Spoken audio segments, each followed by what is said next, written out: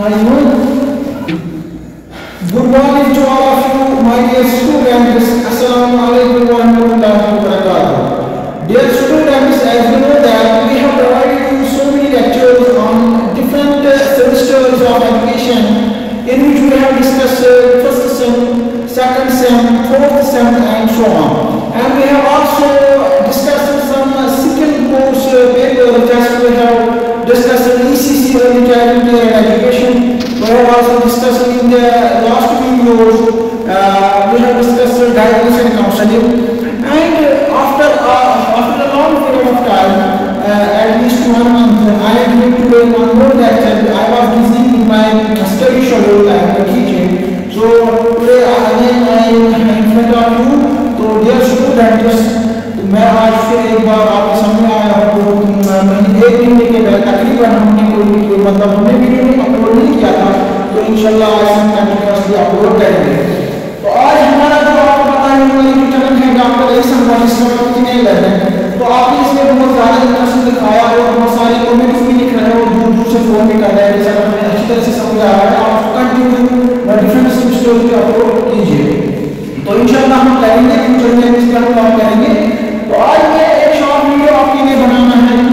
हम आज बात करेंगे इवैल्यूएशन की, क्योंकि इवैल्यूएशन जो है ये आपको कॉलेज लेवल में जो एजुकेशन में सब्जेक्ट है वहाँ पर भी आपको डिफरेंट सेमेस्टर्स में इसका कंसेप्ट मिलेगा, इवैल्यूएशन का मतलब क्या होता है। और इसी तरह से और बीएड या सब सेमेस्टर्स में भी ये कंसेप्ट है। तो इवैल्यूएशन को हमें समझने के लिए बहुत ही ब्रॉड कंसेप्ट है।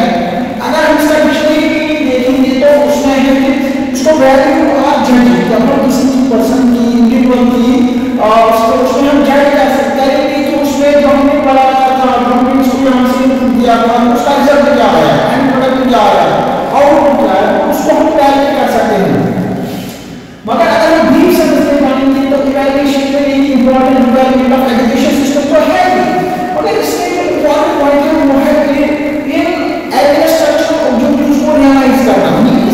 हमारे पास कुछ ऑब्जेक्टिव्स होते हैं एजुकेशन सिस्टम में, उन ऑब्जेक्टिव्स को रियलाइज करने के लिए हम इवैल्यूएशन करते हैं। जैसे हमारे पास है नॉलेज है, कॉम्प्रिहेंशन है, अंडरस्टैंडिंग है, एनालिसिस है। इसी तरह से इन चीजों को जब टीचर क्लास में जाता है, पढ़ाता है, क्लास में देखता है कि जहाँ मैंने पढ़ाया उसको इवैल्यूएट करेंगे क्या ये कॉम्प्लीमेंट्स या ऑब्जेक्टिव्स को रियलाइज हो कि नहीं, समझ आएगा। ये है नेशनल इवैल्यूएशन कहते हैं।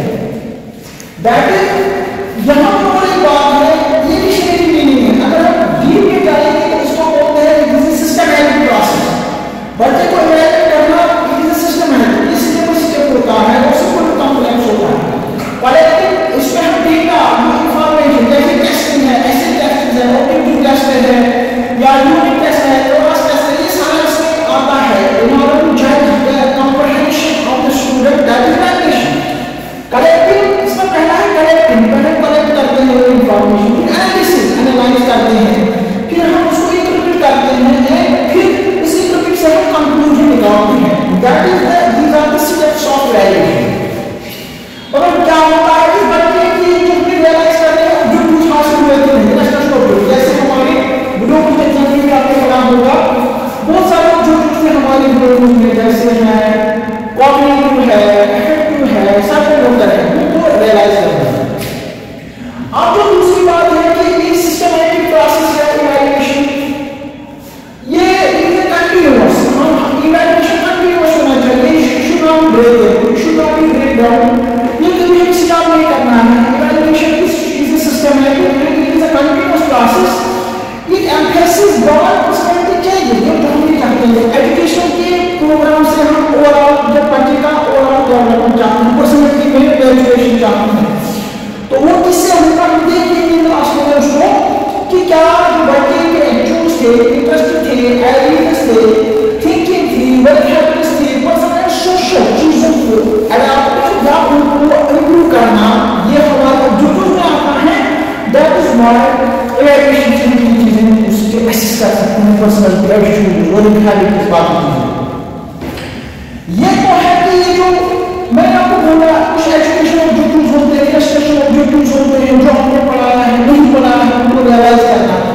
अब है कि इसमें बहुत सारी चीजें जैसे ऐसे टाइप आता है, कभी ऑब्जेक्टिव टेस्ट हम बच्चे से लेते हैं, या कभी हम कंट्रोल ऑब्जर्वेशन के जरिए से इवैल्यूएट करते हैं, या हमारे पास और एक टेक्निक है that is called sociometric techniques. ये भी ऑब्जर्व ये भी इसमें टाइप्स है। अब जो इवैल्यूएशन में क्या होता है, इसकी नीड क्यों है, क्यों हमें बच्चों को इसको चेक करना है, इवैल्यूएट करना है, इससे हम डिजाइन कर सकते हैं better education system. Number 2, it help the teachers know, ये इस इवैल्यूएशन के जरिए से टीचर जान सकता है उसका स्टूडेंट में कहां वीकनेसेस है, कहां स्ट्रेंथ है, किस एरिया में और फर्दर इंप्रूव करना है। तो सोच बच्चे का इंटरेस्ट एबिलिटीज इंटरेस्ट एक्चुअली उसको एक डायरेक्शन देना, दैट इज इवैल्यूएशन का काम है।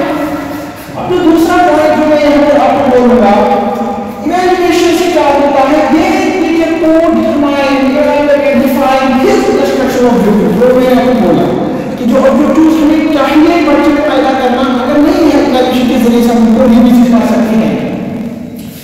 तो यहां से हम क्योंकि it helps to know the entry behaviour of the student, entry क्योंकि बच्चे को समझना है कि नहीं, ये चीजें हम जान सकते हैं इवैल्यूएशन के जरिए। और अब इसका आता है कि हम एजुकेशन में प्लानिंग कर सकते हैं, डेटा देख सकते हैं, सिलेक्शन कर सकते हैं, उस बच्चे को प्लेस कर सकते हैं। ये इवैल्यूएशन में आता है, इवैल्यूएशन के जरिए से बच्चे को प्लेस कर दे सकते हैं। ये जो इवैल्यूएशन है अब और तो जो है ये जो बहुत सारी है टाइप्स, हमारे पास कुछ ब्रॉड टाइप्स है जो आपको बोर्ड में दिखाई दे रहे हैं। हम आज सोसाइटी में एक जरिए से इवैल्यूएशन की तरह से बच्चों को असेस कर सकते हैं। जैसे हमारे पास फॉर्मेटिव इवैल्यूएशन है, हमारे पास समेटिव इवैल्यूएशन, हमारे पास डायग्नोस्टिक इवैल्यूएशन, हमारे प्लेसमेंट इवैल्यूएशन, क्योंकि हम एक बच्चे की कबार बच्चों को प्लेसमेंट देने जाओ तो हमको किसके लिए हम प्लेसमेंट इवैल्यूएशन करते हैं, ना reference evaluation, evaluation. So formative evaluation में हम continuously class test, unit test, इसी तरह से टीचर ऑब्जर्वेशन क्लास में करता है, ये सब मंथली टेस्ट जिनको बोल सकते हैं, वो फॉर्मेटिव में आते हैं कंटीन्यूअसली। समेटिव में आप कोई at the end of the year आप ले सकते हो ये टेस्ट, उसको बोलते हैं समेटिव। डायग्नोस्टिक में आप वीकनेसेस स्ट्रेंथ्स को चेक करते हैं बच्चे का, प्लेसमेंट में आप उसको प्लेसमेंट देते हो। तो यहां से है कि कंटीन्यूअसली जब फॉर्मेटिव इवैल्यूएशन बनता है एक टीचर के लिए फीडबैक, ये टीचर स्टूडेंट के लिए बहुत फीडबैक का काम करता है ताकि हम खेल सकते हैं कि स्टूडेंट पे काम करने की कोशिश कर सकते हैं। और भी है जैसे अभी मैं आपको पढ़ाऊंगा कि ये जो इवैल्यूएशन है फॉर्मेटिव इवैल्यूएशन, जैसे आपको बोर्ड में दिख रही है ऐसा पूरा फॉर्मेटिव इवैल्यूएशन, मंथली टेस्ट है, क्लास टेस्ट है, पीरियडिक असेसमेंट्स है, टीचर ऑब्जर्वेशन, ये वाली जो है ये फॉर्मेटिव इवैल्यूएशन में आते हैं। तो डियर स्टूडेंट्स आज के लिए इतना ही काफी है, वीडियो आपके लिए मैंने बनाई। हाँ डियर स्टूडेंट्स आज के लिए इतना ही काफी है, ये मैंने जो वीडियो बनाया इंशाल्लाह तुम्हारे हम इस पर अब समेटिव इवैल्यूएशन डिस्कस करेंगे और इस तरह से भी है और एक सेमेस्टर की बनाएंगे जिस पर कंटीन्यूअसली लेक्चर देंगे अपलोड करेंगे। मतलब आपको हमारे चैनल को ज्यादा से ज्यादा शेयर सब्सक्राइब करना है, मतलब हमारे चैनल का नाम है आप प्लीज डिस्कवर कीजिए लर्निंग। तो थैंक यू वेरी मच।